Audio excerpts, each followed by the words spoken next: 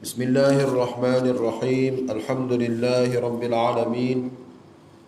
Wassalatu wassalamu ala ashrafil mursalin wa ala alihi wa ashabihi ajma'in.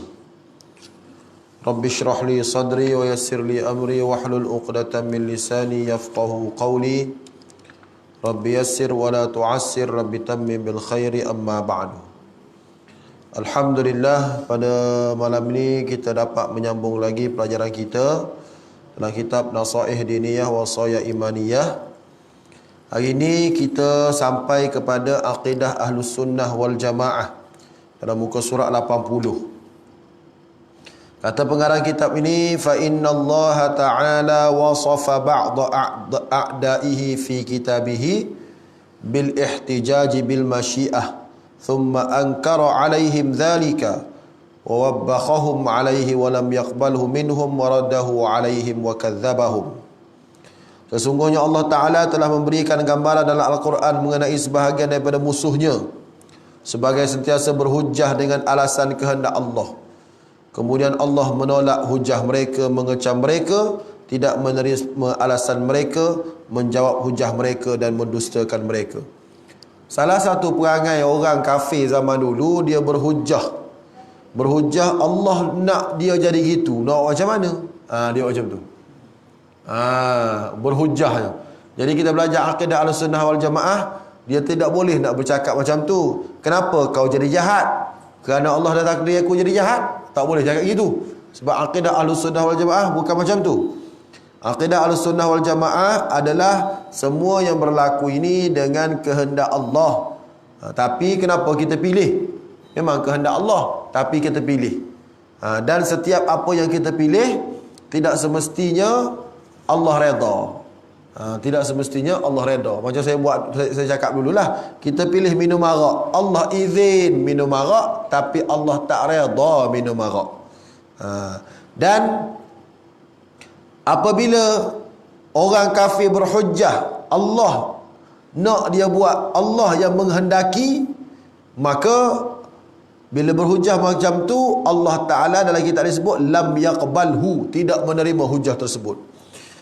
Antaranya Allah Ta'ala berfirman, sayaqulul ladzina asyraku law syaa Allahu ma asyrakna wala abauna wala haramna min syai'. Orang-orang musyrik mengatakan, kalau Allah menghendaki, tentulah kami dan datuk nenek kami tidak menyekutukan Allah dengan sesuatu yang lain, dan tidak pula kami haramkan sesuatu apapun. Dia kata kalau Allah nak, kami ni boleh jadi beriman lah. Kalau Allah nak, kami pun tak syirik pada Allah Ta'ala lah. Usahakan kami, datuk nenek kami pun tak sembah berhala. Kalau Allah nak, kan Allah kun fayakun.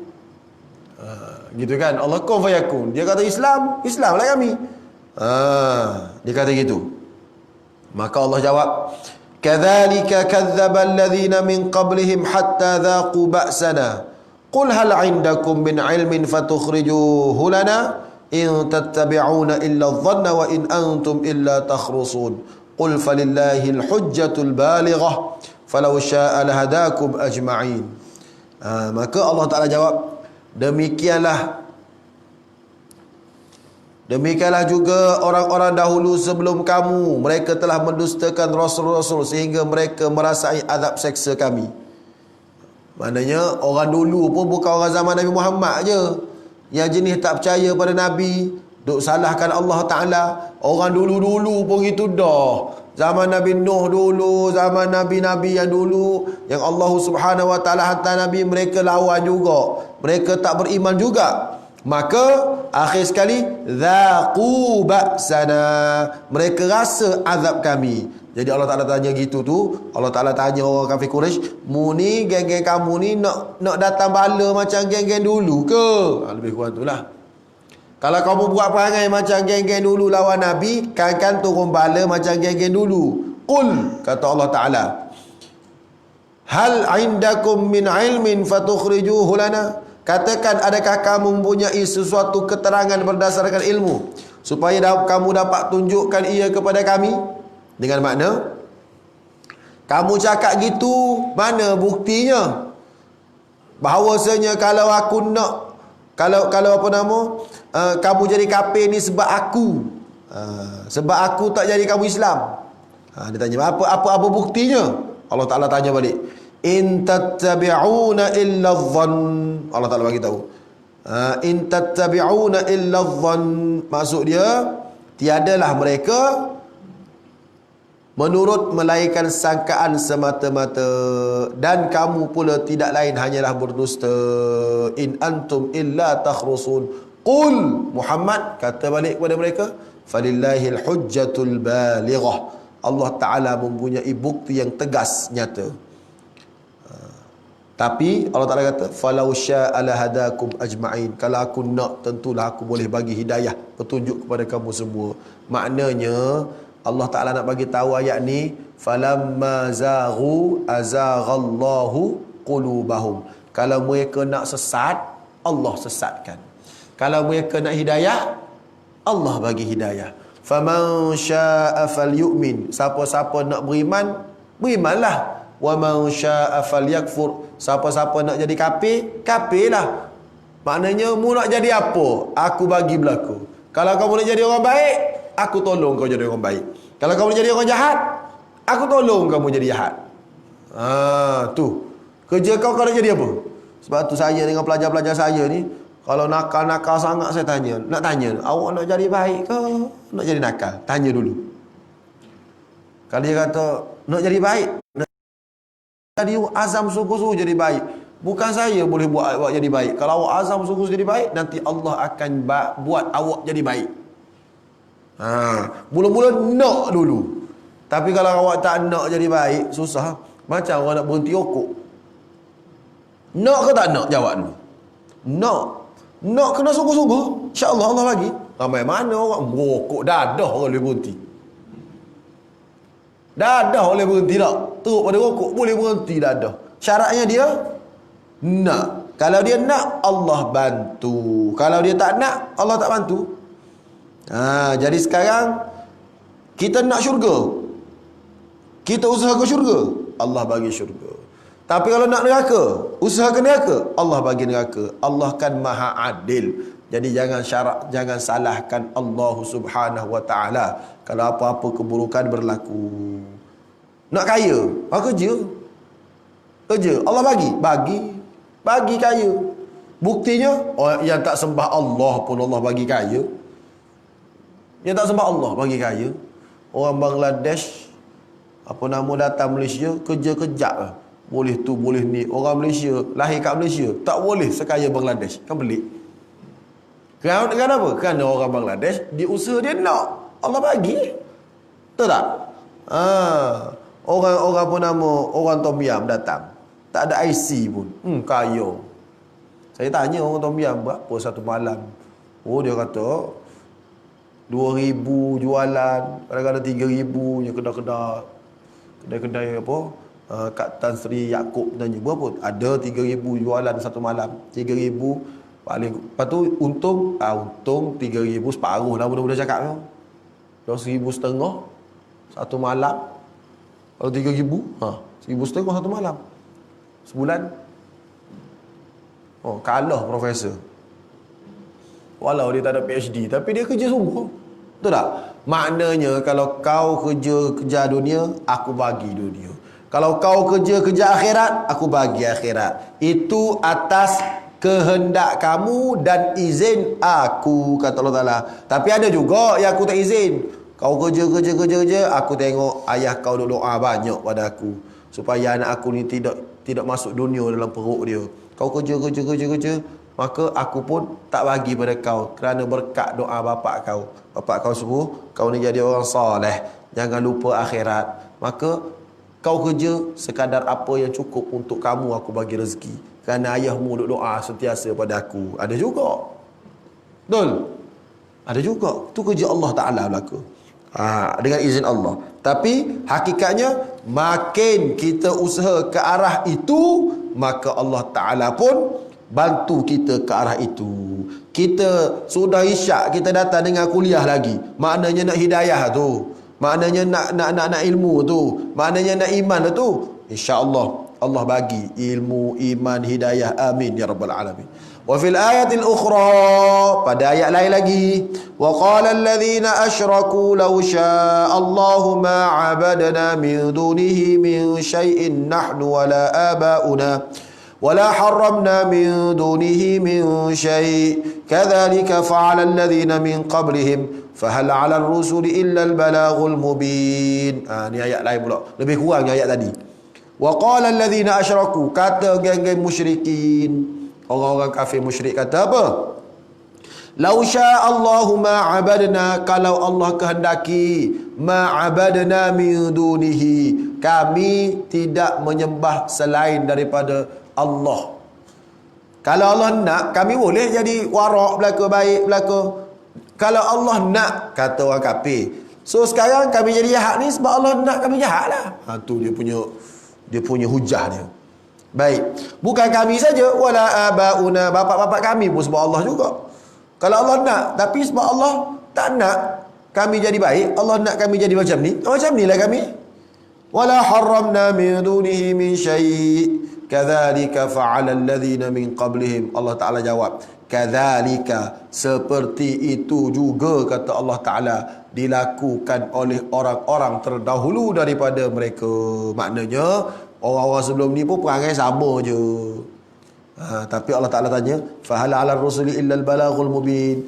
Allah Ta'ala kata, bukankah Rasul semuanya tidak bertanggungjawab selain daripada menyampaikan kehendak dan hukum Allah dengan cara yang jelas dan nyata. Maknanya tanggungjawab Nabi tolong bagi tahu je. Adapun orang kafir duk berhujah situ, berhujah sini, tak nak jadi orang Islam, itu bukan tanggungjawab Nabi. Tanggungjawab Nabi tolong bagi tahu. Kerana nak jadi baik ni izin Allah. Dia nak ke tak nak? Dia tak nak, Allah tak bagi. Nabi kerja kau bagi tahu je. Kalau Allah tengok rizak, maka Nabi Nuh gagal. Nabi Nuh seorang nabi yang gagal kalau tengok rizak. Sebab beribu tahun berdakwah, berapa orang je ikut dia je? Maknanya gagal lah dia kan. Tapi adakah Allah tengok rizak? Allah tak tengok rizak. Allah tengok apa kita buat. Kita buat apa? Nabi Nuh buat dakwah, orang tak terima. Walaupun orang tak terima, tapi Nabi Nuh masuk syurga kerana dia buat kerja. Sama juga kita. Kita ni, kita usaha ajak orang jadi baik, ajak pelajar-pelajar supaya jadi baik. Mereka tak nak jadi baik, tengok rizak teruk. Tak boleh salahkan kita. Sebab kita dah usaha dah. Sama juga cikgu zaman sekarang. Cikgu-cikgu zaman sekarang tuition, ajar pelajar kelas tambahan, ajar tu lagi, ajar ni lagi, buat tu lagi, buat ni lagi. Tiba-tiba tengok result periksa, pelajar tak dapat tinggi. Tiba-tiba marah cikgu. Kesianlah kan cikgu. Kalau marah cikgu tu maknanya, kalau Allah pun tak marah Nabi Nuh sebab resultnya tak baik, tiba-tiba kita pergi marah cikgu. Sedangkan cikgu tu macam tu. Ada seorang ustazah sekolah saya. Ustazah ni bagus lah. Bagus duk mengajar macam biasa dah, sebab sekolah menengah tambah universiti ni bukan yang masuk sekolah pelajar-pelajar tu pelajar-pelajar yang straight A. Kalau tahun tu ramai masuk 5A ramai, maka tiba-tiba bila pergi SPM tahun tu cemerlang lah. Sebab yang masuk dah jahanam dulu, takdir Allah Ta'ala ramai 5A. Jadi cemerlang lah SPM tahun tu. Lepas tu tahun seterusnya yang masuknya tak ada 5A contoh. Jadi bila ambil SPM pula ya rendah lah. Sebab kita bukan terima yang apa nama, yang hebat-hebat. Jadi tahun ada satu tahun tu, takdir Allah Ta'ala tahun tu belajar okey-okey je, belajar bagus, maka SPM melonjak tinggi. Siapa dia ngajar? Cikgu tu juga, ustazah tu juga, sama je. Cara ngajar gitu juga. Tahun depannya batch terlepasnya, batch yang nakal-nakal pula. Maka SPM pun turun jatuh, buat postmortem. Marah cikgu, ngajar tak betul, kenapa tak lepas gini. Kenalah. Lepas tu ustazah tu kata jumpa saya, alhamdulillah sejak daripada tahun 2004 sampai sekarang tak pernah ngajar SPM. Ngajar tingkatan 1, tingkatan 2. Jadi tak perlu masuk dah pos motor. Jadi ustaz tanya, Ustaz Rifki nak cakap macam mana? Kalau tanya ni nampak pengetua tak puas hati tu, keputusan apa rasa jatuh ni. Saya kata baca ayat ni. Wa tilkal ayyamu nudawiluha bainan nas. Baca ayat tu. Dan itu dah hari-hari Allah Ta'ala gilir-girirkan untuk manusia. Manusia ni macam roda. Kadang dia duduk atas, kadang dia duduk bawah. Jadi Allah dah bagi tahu lama tu. Macam tu. Jadi tahun lepas kita duduk atas, tahun ni kita duduk bawah. Yang duduk marah lah sebab memang lagu tu. Memang lagu tu. Kita ngajar sama je. Kita ngajar sama je kan. Lainlah kalau tahun ni ustaz dah ngajar, tahun lepas saya ngajar. Dia tiba-tiba jatuh. Mana sabarlah nak marah saya. Betul tak? Ni orang sama ngajar. Jadi tiba-tiba kena marah. Kesian lah saya kata. Sebab tengok Rizab, Nabi Nuh cakap pula. Nabi Nuh dulu dakwah 100 tahun. Rizab je teruk. Allah tak marah pun. Tak gitu. Betul Ustaz cakap gitu? Memanglah cakap gitulah dalam mesyuarat. Ustazah Habibah tu pun tak apa Ustaz, saya nak cakap. Dalam mesyuarat tu, okey, kenapa pendidikan Islam rendah tahun ni? Bismillahirrahmanirrahim. Wa tilkal ayyamu nudawiluha bainan nas. Dia baca ayat Quran tu, dia syarah, dia tazkirah. Terus diam, pengetua pun. Nyak, tak kata apa-apa. Lepas tu dia keluar tu cerita kat saya. Seronok dia kata, Ustaz kena ayat tu. Bukan saja awak seronok, cikgu-cikgu lain pun seronok jugalah. Sebab itulah hujahnya, bukan kita malas. Sebab kita usaha dah.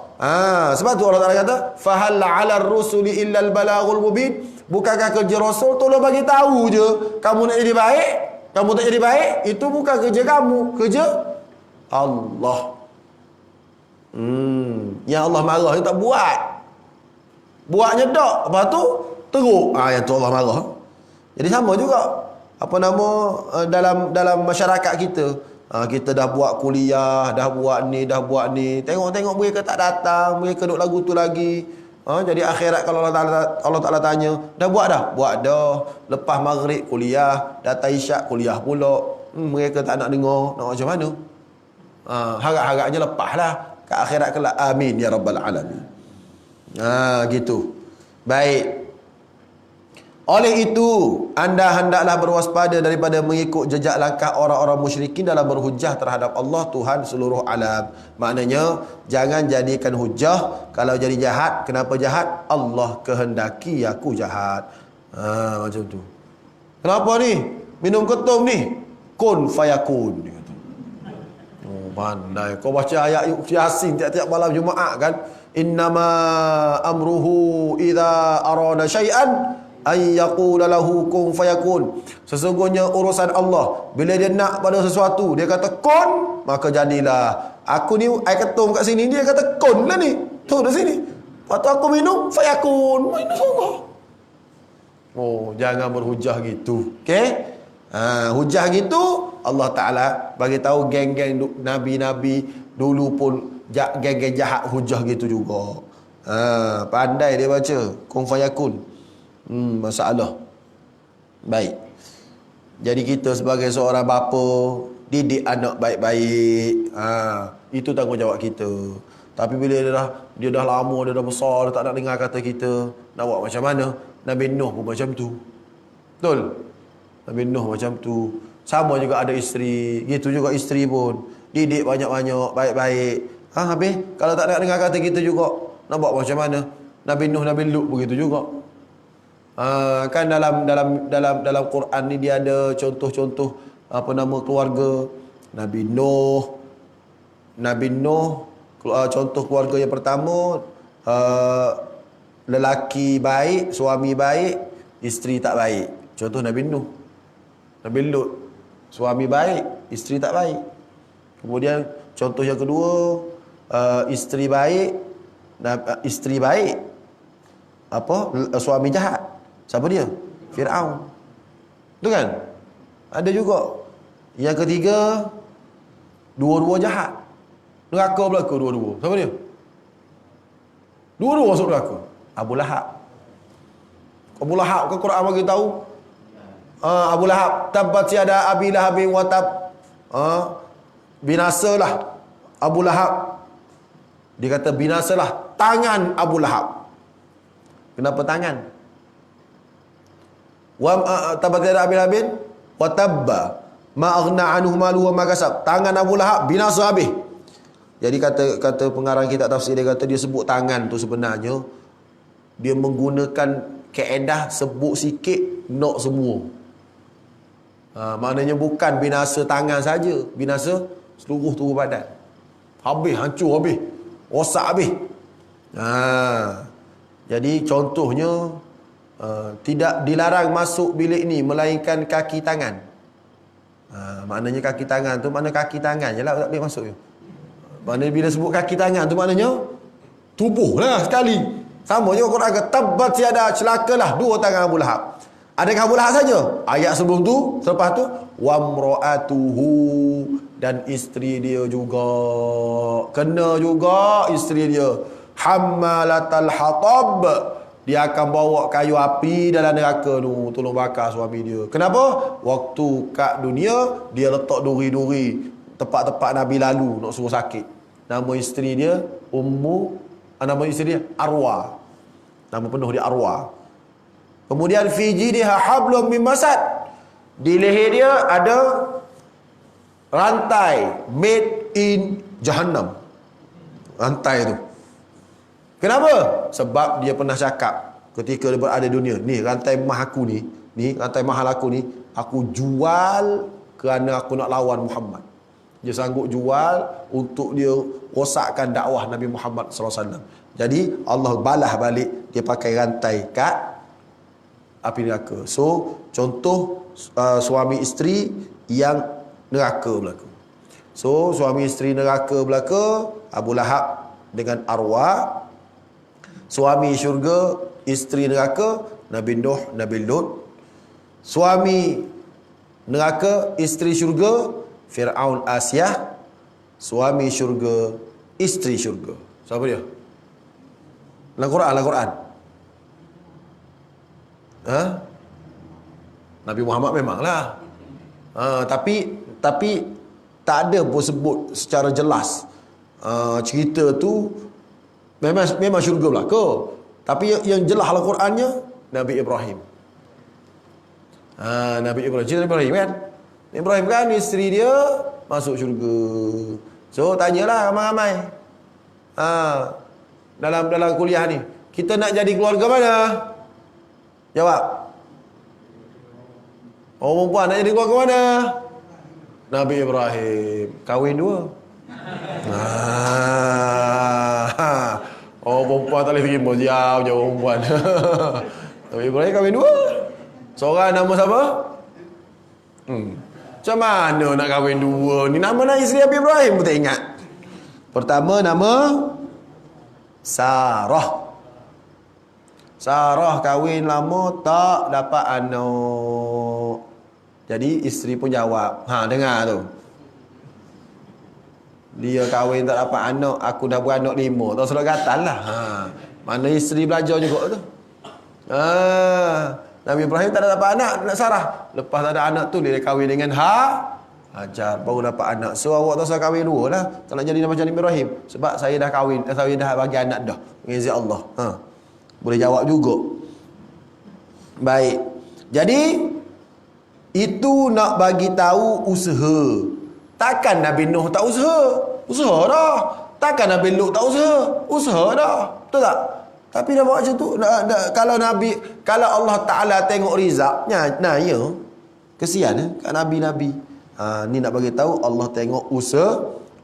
Moga usaha kita Allah Subhanahu Wa Ta'ala mashkura. Al-Quran sebut wa kana sa'yuhum mashkura. Usaha kamu dihargai oleh Allah Ta'ala. Kemudian masuk tajuk wujubul imani bil qadar.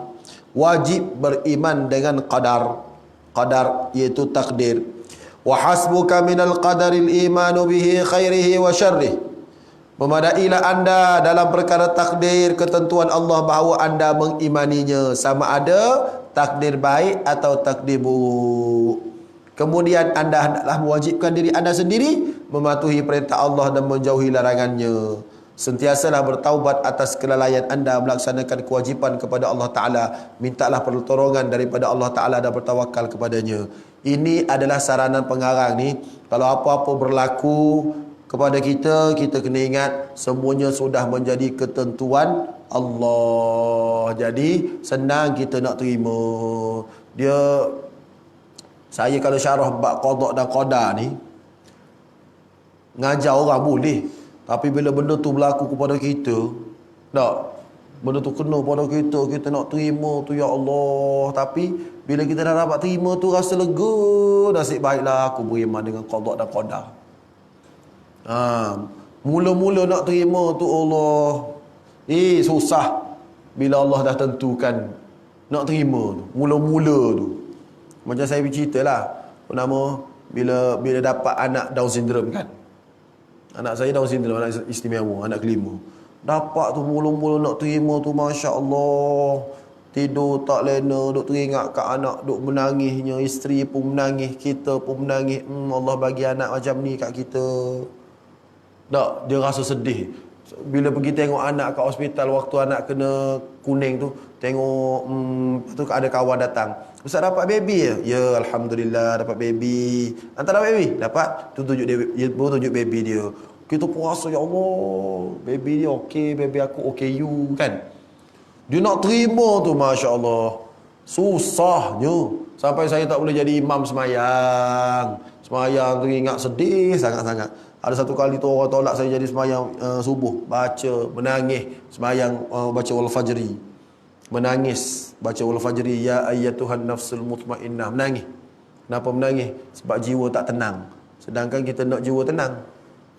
Lepas tu, lama-lama tu, seronok. Lama-lama redha datang. Akhir sekali saya cakap kat isteri, nasib baik kita ni orang beriman. Beriman dengan qada dan qadar. Kita tahu yang ni Allah Ta'ala bagi, mesti ada hikmah, ada baiknya untuk kita. Syukurlah kita sedih sekejap tu sebab kita manusia. Betul tak? Tapi lebih bila dah dapat kenikmatan tu, seronoklah pulaknya. Seronoklah kita pulak ceramah kat orang sekarang.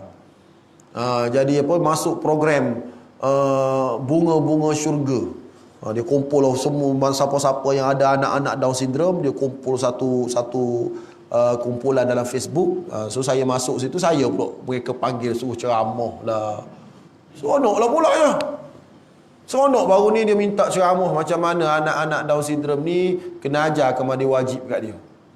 Adakah dia ni dianggap sebagai orang yang tidak ada dosa akan masuk syurga ke macam mana? Mereka tanya saya. Saya buat kajian lah, anak Down syndrome ni macam mana tahap IQ dia. Tahap IQ dia tahap budak-budak. Paling tinggi pun 60. Tahap budak-budak. Maknanya dia tidak ditaklifkan untuk semayang. Maknanya dia ni syurga lah budak-budak cakap. Tahap dia panggil safih. Safih tu macam kanak-kanak. Walaupun dia dah usia 30, 40. Tapi pemikiran dia tu tidak macam pemikiran orang dewasa. Taraf dia pemikiran lebih kurang pemikiran budak jadi jahanam. Taraf pemikiran dia. Dia boleh urus diri dia sendiri, dia faham. Tapi nak bagi tahu dia ni tinggi sangat, tak ada. Jadi oleh kerana tu, ulama-ulama memfatwakan mereka ni merupakan golongan yang tidak mukallaf. Dia bagi tidak akil. Dia tidak akil, tak wajib sembahyang lah. Tetapi, kena ingat. Tetapi bapanya wajib ajar anak dia. Wajib ajar anak dia. Tapi kalau anak dia buat tak sempurna, anak dia tidak dianggap salah. Tapi bapak wajib ajar anak dia. Kena ajar. Kenal Allah. Kena ajar semayang. Kena ajar. Tapi kalau dia buat semayang, dia baca pelat apa semua, tak berdosa. Jangan ada rotan budak-budak tu. Betul Fatihah tak betul apa semuanya. Marah. Jangan. Ajar. Dia boleh buat Alhamdulillah. Saya cakap pada isteri saya kata, anak kita ni, dia boleh azan pun cukup dah. Saya kata, dia ajak orang semayang. Mulia dia. Saya duk doa pada Allah Ta'ala, nanti aku pencen, aku nak buat surau sebuah kat kampung tu. Aku nak berkuliah kat kampung tu. Aku nak jadi imam. Kemudian dia akan jadi Bilal, ajak orang semayang. Adalah anak aku yang istimewa ni. Amin. Jadi dia hari-hari duk azan, orang datang masjid. Azan, orang datang masjid. Dia dosa tak ada dah. Bila tak ada dosa tapi dia azan menyebabkan orang datang masjid, apa yang dapat? Pahala. Pahala untuk apa? Dia syurga dah. Untuk naik darjat. Untuk dia naik darjat. Dia macam-macam mana pun masuk syurga. Katakanlah dia tak azan pun dia akan masuk syurga. Tapi syurga mungkin tahap dia rendah-rendah lah. Sebab ibadat dia tak banyak, sembahyang dia tak erti. Tapi kalau kita didik dia boleh azan. Hari-hari dia azan orang datang. Hari-hari dia azan orang datang. Jadi dia mungkin darjat dia lagi tinggi daripada ulama-ulama, mufti-mufti. Kenapa? Kerana dia tak ada dosa. Dia kumpul pahala. Bila pahala banyak, darjat dia tinggi. Jadi harap-harapnya bila ke akhirat dia tengok bapak dia duduk bawah. Syurga bawah bapak aku. Dosa banyak walaupun kuliah kuat.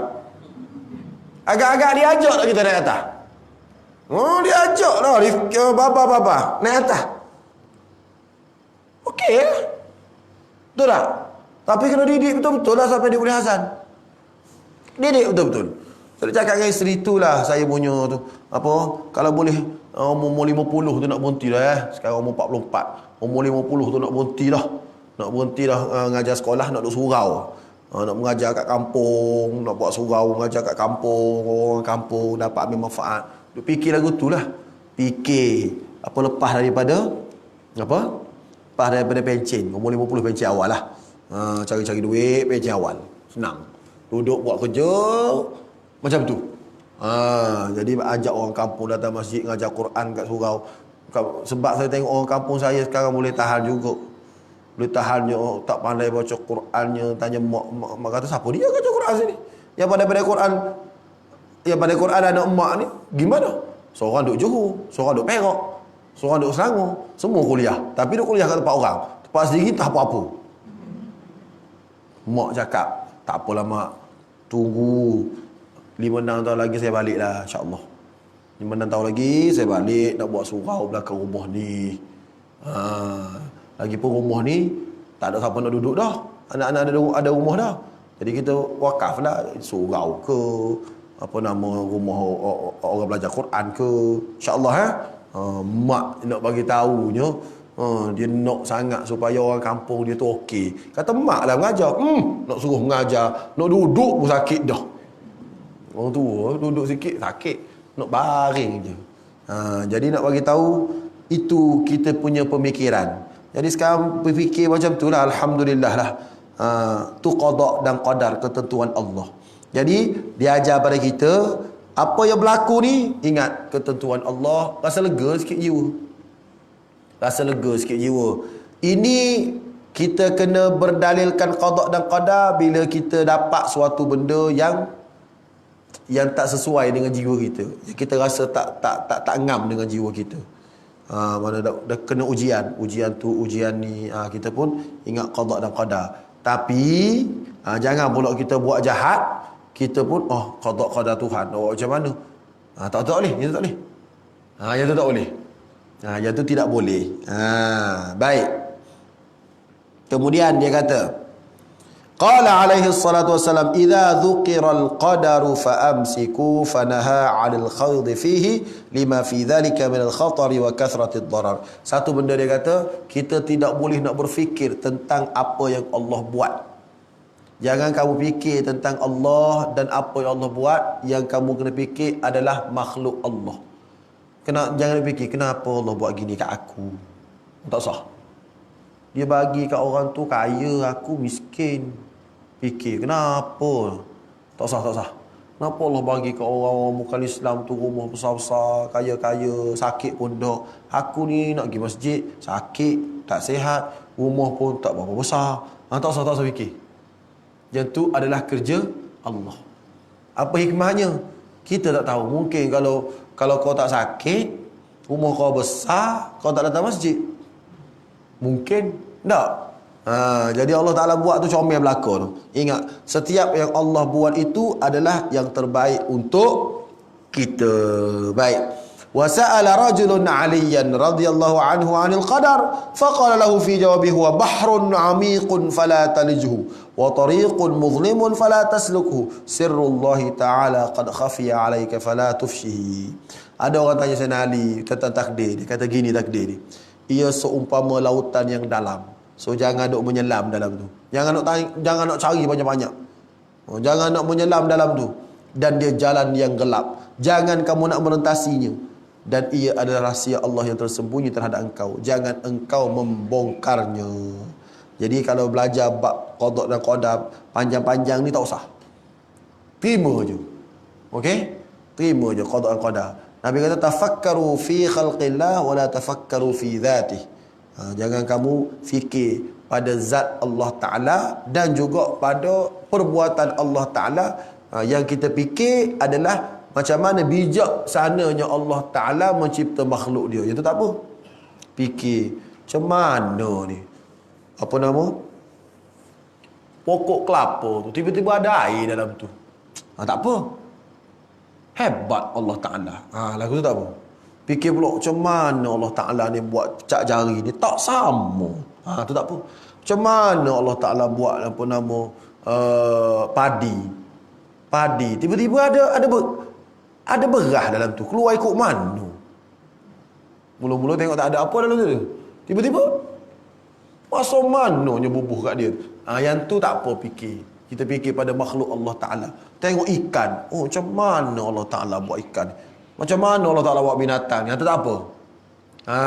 Fikir kejadian makhluk Allah Ta'ala. Jangan fikir kenapa Allah buat orang tu kafir. Macam tu. Fikir je tu. Tak sah. Bukan kerja kita. Okey?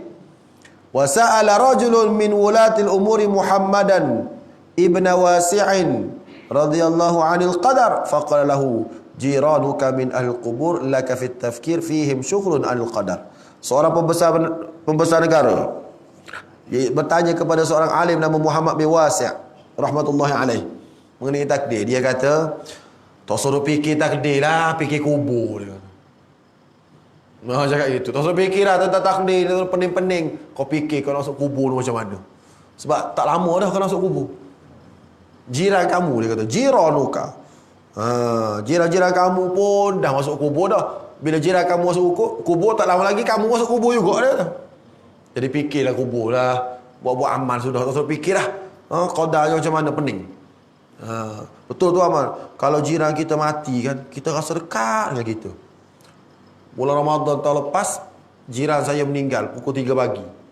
Pukul 4 pagi dia kejut saya. Saya pergi tengok dia meninggal lah. Orang soleh balik daripada sembahyang tarawih 20 rakaat, 23 rakaat, dia rasa penat, dia kata minta maaf tak boleh nak kira duit derma malam ni, dia kata. Nak balik rasa tak sedap badan. Balik. Kata isteri dia tak boleh tidur lah tu. Duduk ingat Allah pergi klinik tak nak, Allah rasa tak sedap badan, bergerak sana Allah, bergerak sini bergerak Allah.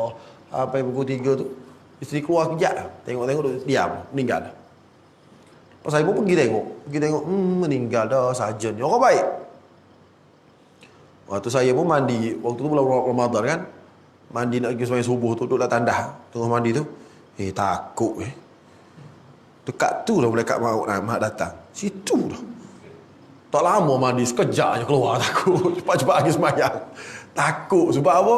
Jiran kita. Maknanya datang pun dekat jiran saya. Mana malaikat maut pergi situ dah.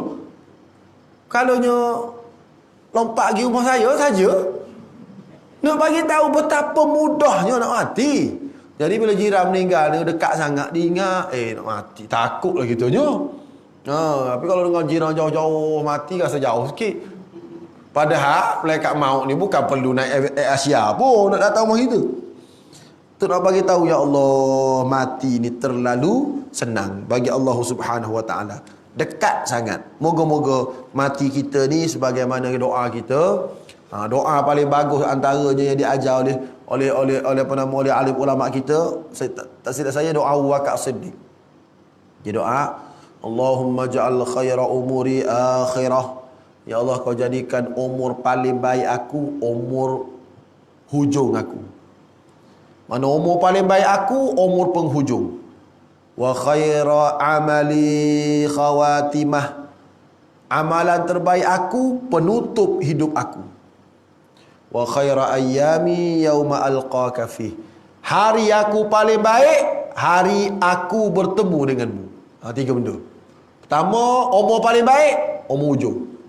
Maknanya kalau umur 20 baru cukup sembahyang. Umur 30 3 waktu kat masjid, 2 waktu kat rumah. Makin baik dah tu. Umur 50 5 waktu kat masjid, tapi kadang-kadang masbuk, kadang-kadang muafiq. Umur 50. Umur 60 Bilal terus dah.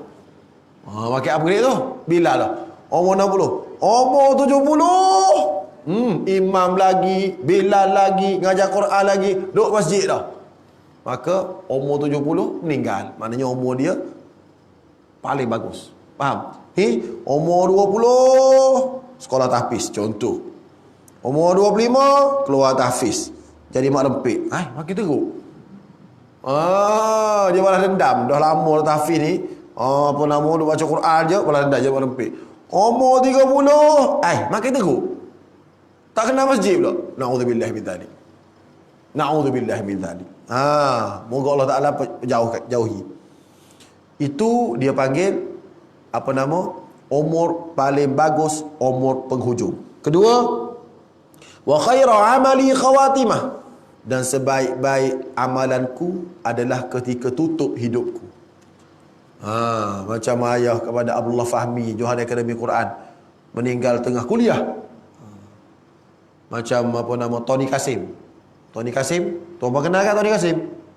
Pelakon zaman Piramli dulu. Tony Kasim kan meninggal tengah tahajud. Tengah tahajud meninggal Tony Kasim, walaupun dia bekas pelakon.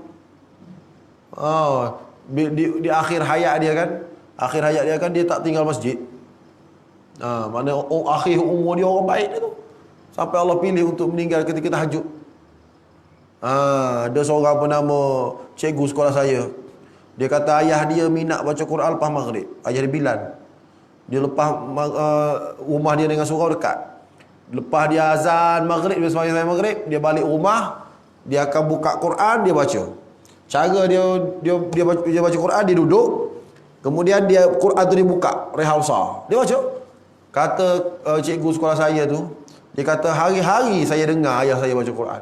Lepas maghrib bunyi, bising baca Quran dah kata. Rumah tu memang bising dia baca Quran. Hari nak meninggal tu, dia macam biasa. Azan maghrib, sembahyang maghrib, masuk bilik rumah dia tu, baca Quran. Baca, kemudian diam. Dia diam. Kakak-kakak kata, lena kot sambil-sambil nak tunggu isyak. Tak? Lepas tu orang azan isyak. Tak keluar. Tak keluar, lepas tu masuk tengok, meninggal dah. Quran ada buka gitu. Allah mulianya meninggal macam tu. Sebab dia memang jadi tengok Quran. So kalau jadi tengok TV, aku tengok lah. Meninggal, TV dia tu buka gitu. Sudah. Big stage pula. Lagi raya. Tu nak bagi tahu kemuliaan Allah Ta'ala bagi kat dia. Kan baru ni masjid di KL kan, yang meninggal tengah sembahyang isyak. Ustaz Farid Rafi kata ini jemaah tegar. Sebab Ustaz Farid Rafi jadi pengerusi masjid tu. Meninggal tengah sembahyang isyak. Jatuh, itu kan meninggal tengah isyak. Kata Dr. Farid Rafi, dia ni ahli jemaah masjid yang tegar. Maksud dia nya, kalau ada kerja lain bertembung dengan masjid, waktu sembahyang, dia pilih sembahyang. Kita kalau ada kerja lain bertembung dengan sembahyang, kita pilih masjid ke, tak apalah, sembahyang rumah lah. Kita ambil kerja lain dulu. Lagu tu mana tak berapa tegar. Baik. Dua. Yang ketiga, wa khaira ayyami yauma alqaka fi. Dan sebaik-baik hariku adalah hari aku bertemu denganmu. Itu hari mati. Kita doa gitu hari-hari. Mungkin Allah Ta'ala pilih kita untuk mati malam Jumaat ke, mati hari kita baik sangat-sangat. Hari itulah kita sedekah, hari itulah kita buat benda baik. Tiba-tiba Allah Ta'ala matikan kita hari itu. Jadi 3 benda. Sebaik-baik umur penghujung aku. Sebaik-baik amalan, penutup hidupku. Sebaik-baik hari aku bertemumu. Allahumma ja'al khaira umuri akhirah wa khaira ayyami wa khaira amali khawatimah wa khaira ayyami yauma alqaka fi. Tu doa pendek kan? Boleh amal lah. Kita baca sama-sama. Allahumma ja'al khaira umuri akhirah wa khaira amali khawatimah wa khaira ayyami yauma alqaka fiih. Senang ya. Allahumma ja'al, mula-mula tu Allahumma ja'al, lepas tu khaira umuri, umuri tu umur, akhirah tu akhir. Lepas tu nombor 2 khaira amali tu amal, khawatimah tu khatam, penutup. 2 tu boleh ingat terus tu. Yang ketiga, wa khaira ayyami yauma alqaka fi. Ustaz tulis situ, Ustaz, senang. Beres, kejap lagi kita tulis. Tulis kat situ, nanti ataupun saya type ke, saya WhatsApp dalam pada Abang Zul, nanti Abang Zul share lah doa supaya kita ni umur kita paling baik, umur hujung, amal kita paling baik, amal penutup, hari kita paling baik, hari kita bertemu Allah Ta'ala. Jadi maknanya kita dah upgrade sikit. Kita datang hari ni tapak satu doa baru. Asyik dia baca Allahumma barik lana daripada dulu sampai sekarang. Doa lain tak ingat dah. Dia ingat Allahumma barik lana fima razaqtana wa qina adzabannar. Tu dia ingat. Tapi tak apalah. Moga-moga Allah berkati. Tak ada salah. Tapi itulah kita. Daripada darjah 1, tu je doa yang kita ingat sampai tua. Tak tambah-tambah. Jadi hari ni tambah okey tu. Kalau darjah 1 dah naik darjah 2 dah tu. Dalam bab amal ibadat. Moga-moga Allah Ta'ala berikan kekuatan. Sekadar tu saja. Aqulu qawli hadha wa astaghfirullah li wa lakum. Wassalamualaikum warahmatullahi wabarakatuh. Allahumma anfa'na bima 'allamtana wa 'allimna ma yanfa'una. Allahumma zidna ilma. Allahumma ja'al khaira a'marina awakhiraha. Ya Allah, ya Tuhan kami, Kau jadikanlah sebaik-baik umur kami semua ini umur penghujung umur kami. Wa khaira a'malina khawatimaha, dan sebaik-baik amalan kami adalah penutup hidup kami. Wa khaira ayyamina yauma nalqaka fih, dan sebaik-baik hari kami adalah hari kami bertemu denganmu ya Allah. Wa sallallahu ala sayyidina Muhammad wa ala alihi wa sahbihi wa baraka wa sallam. Alhamdulillah rabbil alamin. Taqabbalallahu minkum.